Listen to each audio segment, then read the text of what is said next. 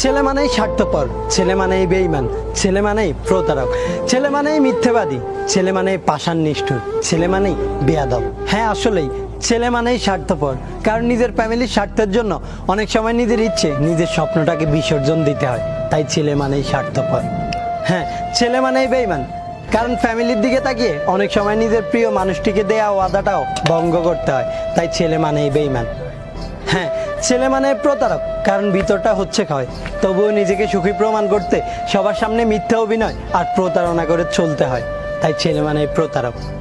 আসলেই ছেলে মানেই মিথ্যেবাদী, কারণ খারাপ থাকলেও তাকে মুচকি হেসে বলতে হয় এই তো আছি বেশ। হ্যাঁ, ছেলে মানে পাষাণ, নিষ্ঠুর আর নির্দয়, কেননা হাজার কষ্ট বুকে থাকলেও সেটা প্রকাশ করার নেই কোনো কারণ, যেহেতু তাদের কান্না করাটাই বারণ। তাই ছেলে মানে পাষাণ, নিষ্ঠুর আর নির্দয়।